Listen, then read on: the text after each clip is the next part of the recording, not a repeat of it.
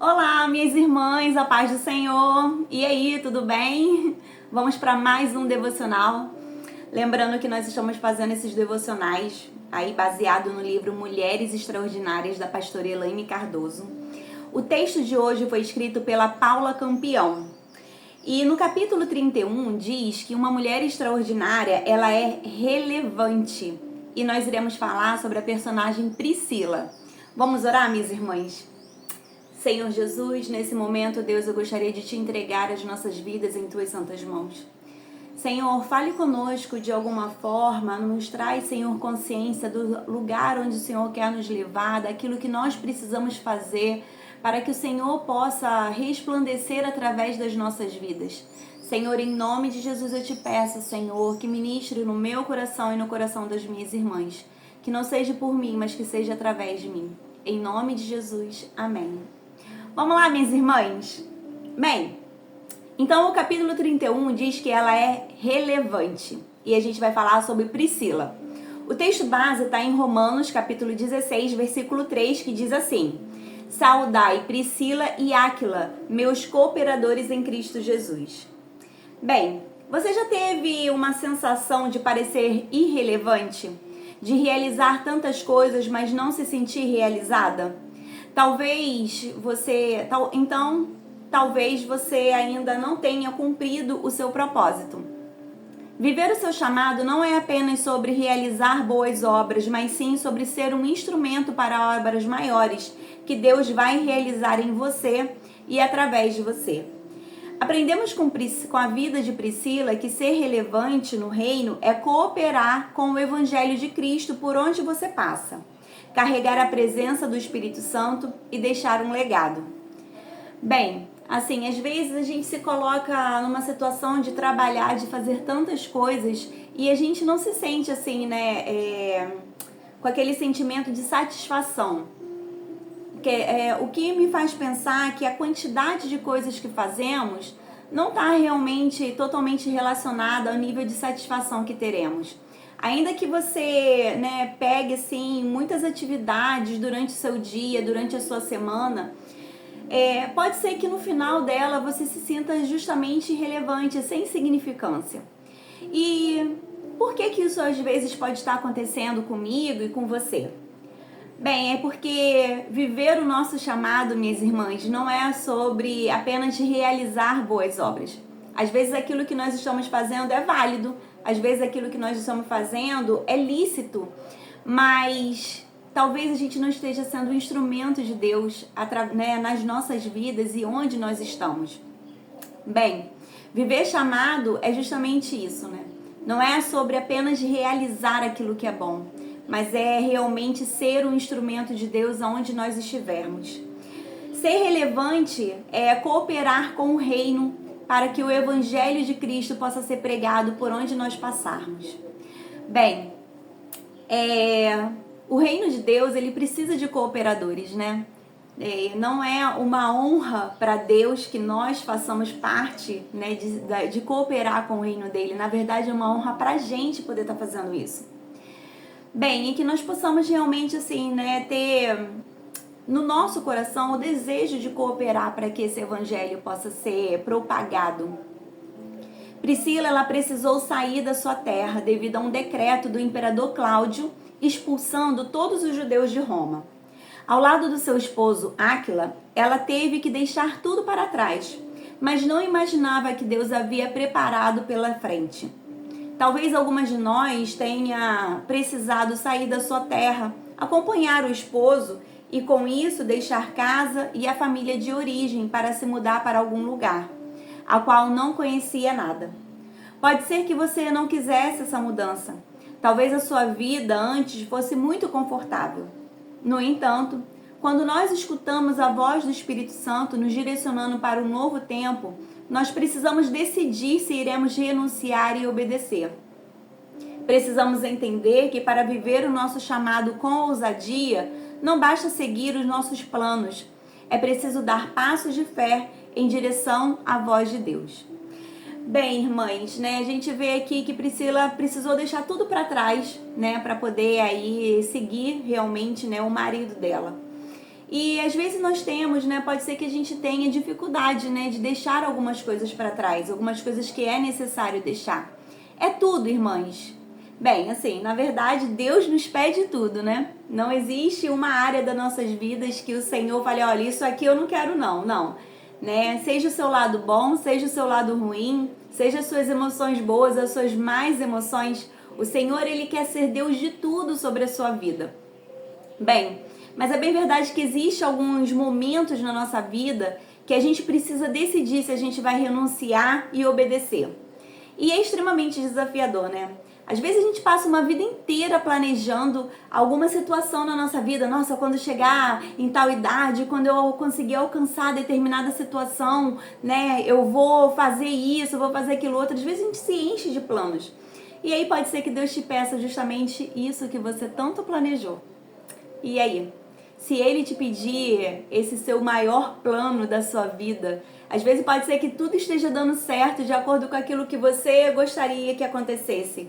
Mas e se Ele te pedir para renunciar sobre isso? Você vai ter essa ousadia, essa capacidade de renunciar e de obedecer? Sabe, irmãs, quando eu falo sobre obediência, eu lembro muito de uma situação. Sempre foi sobre obediência. Vai lá na criação do homem. Deus vai, faz o jardim do Éden, coloca o homem e a mulher lá. Aí ele fala assim, ó, vocês podem comer de tudo, mas tem uma árvore ali no meio que não mexe nela não. Era só sobre obediência. E às vezes eu acho, sabe, irmãs, que o Senhor nos coloca realmente nesse lugar para poder entender se a gente realmente está com o nosso coração disposto a obedecer. Irmãs, obedecer a Deus quando Ele está nos pedindo algo que vai direto, vai de encontro com aquilo que a gente quer, é muito fácil, é prazeroso. Mas e quando aquilo que Deus está te pedindo é totalmente contrário àquilo que você gostaria? Será que você seria obediente numa situação como essa também? Será que nós seríamos, na verdade, né? Porque eu também estou nessa situação de também refletir sobre isso. Será que quando Deus me pedir algo, quando Ele nos pedir algo que vai totalmente contra os nossos sonhos, que vai totalmente contra os nossos planos, será que nós seremos capazes de renunciar e de obedecer à vontade dele sobre as nossas vidas? E não basta seguir os nossos planos, né, irmãs? É preciso dar passos de fé em direção à voz de Deus. Bem, seguir os nossos planos é algo até assim, né, engraçado, porque a gente fala tanto nas nossas orações que a gente quer que a vontade de Deus se cumpra, Senhor, né? A gente sempre pede sobre a vontade de Deus. Mas a gente é muito engraçado, né, por um certo lado, chega a ser cômico, porque quando as coisas não acontecem de acordo com a nossa vontade, é muito fácil a gente se revoltar, a gente desanimar, a gente deixar de ter interesse por determinada situação. Só que os nossos planos, irmãs, o que a gente precisa entender é que os nossos planos, ele está dentro do nosso controle. Aquilo que eu planejei, aquilo que você planejou, é exatamente aquilo que nós podíamos controlar. É aquilo que nós, com os nossos olhos humanos, a gente olhou e a gente achou que aquilo ali era o melhor. Então nós queríamos aquilo que era de melhor. Só que o Senhor, Ele é rico em sabedoria e Ele já está no lugar que nós não estamos, que é no futuro. O Senhor já sabe aquilo que vai acontecer com as nossas vidas e quando a gente abre mão dos nossos planos e dos nossos sonhos, é a maior prova de amor pelo Senhor. Porque a gente vai começar a dar passo de fé. Sabe, não é errado planejarmos, não é errado nós sonharmos com as coisas, não. Pelo contrário, nós precisamos disso para que a gente possa se sentir motivado a buscar. Mas sabe, e quando as coisas começam a acontecer de uma forma para te mostrar que não é esse lugar? Será que será que nós teríamos essa capacidade de entender que a direção de Deus está contrária àquilo que nós planejamos? Bem, Priscila e Áquila chegaram em Corinto e estabeleceram seu negócio de fabricação de tendas. As tendas eram muito utilizadas naquele tempo. Eram feitas de couro de animais e de tecido de linho, materiais que exigiam habilidades específicas para costurar. Foi através desse ofício que eles conheceram o apóstolo Paulo e começaram a trabalhar juntos, cooperando em Cristo. Com as suas mãos construíram tendas, mas com o coração edificaram templos. Unidos pelo mesmo propósito, abriram uma casa para ensinar, discipular e amar pessoas. Será que você está se cercando de pessoas que caminham com você, movidas pelo mesmo propósito? Bem, aqui a gente vê uma situação que eu acredito muito ser uma realidade para as nossas vidas, sabe? Com as nossas mãos a gente vai trabalhar, sabe, irmãs? E aí não importa onde e fazendo o quê. Mas o nosso coração, ele precisa estar disposto a edificar templo para o Senhor aonde nós estivermos. Eu não sei se você trabalha apenas na sua casa. Não sei se você trabalha numa empresa. Eu não sei se você trabalha numa loja. Eu não sei aonde você trabalha, mas uma coisa é fato. Cada uma de nós executa alguma atividade. Mas que as nossas atividades possam ser usadas em favor do Senhor, sabe? Que os nossos corações estejam dispostos a edificar templos para Ele aonde nós estivermos. E ela encerra, né, esse parágrafo falando, né, será que você está se cercando de pessoas que caminham com você movidas pelo mesmo propósito? Irmãs, é extremamente essencial a gente estar com uma pessoa que vai nos tirar, sabe, do lugar onde a gente acha confortável. É muito melhor a gente ter uma pessoa do nosso lado que vai virar pra gente e vai falar assim, olha, isso aqui tá errado, do que uma pessoa que vai te aplaudir o tempo inteiro. Sabe, quando nós somos aplaudidos, o nosso ego, ele se infla assim. Mas quando nós somos corrigidos, é justamente quando a gente tem a oportunidade de melhorar. Bem, será que a gente está se cercando desse tipo de pessoa que está sendo movida pelo mesmo propósito? É extremamente importante a gente ter companhias que vão nos ajudar a caminhar para o reino, que vão nos ajudar a chegar no nosso alvo, que é o céu, que é Cristo, que é uma vida com Deus. Eu não sei qual o tipo de amizades que você está tendo, mas uma coisa é fato. É importante a gente ter pessoas, né, que não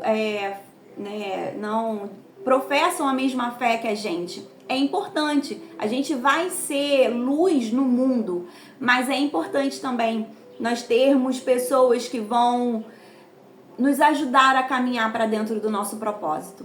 Nem sempre vai ser agradável, mas com certeza vai ser desafiador. E é uma coisa que eu sempre falo com vocês aqui.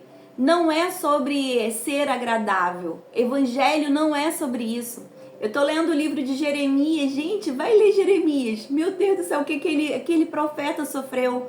E a gente está buscando o evangelho, a gente olha para a vida de Jesus. Jesus foi o tempo inteiro perseguido, maltratado, açoitado, sabe, caluniado o tempo inteiro. E a gente não quer passar por nada disso, não é sobre isso, sabe?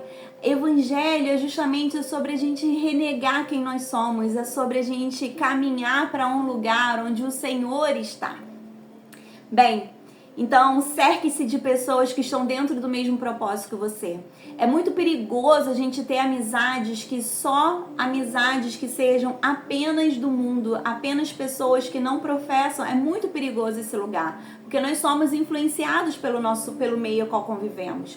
Óbvio que dentro do nosso trabalho a gente vai conviver com todo tipo de pessoa e obviamente a gente vai ter amizade com qualquer tipo de pessoa, mas que você possa ter realmente assim no seu coração voltado realmente para poder ser movida realmente, né, por Deus para a vida das pessoas que estão ao seu redor.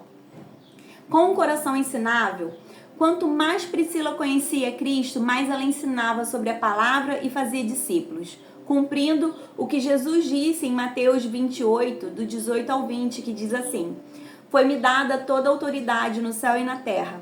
Portanto, vão e façam discípulos em todas as nações, batizando-os em nome do Pai, do Filho e do Espírito Santo, ensinando-os a obedecer a tudo o que eu lhes ordenei.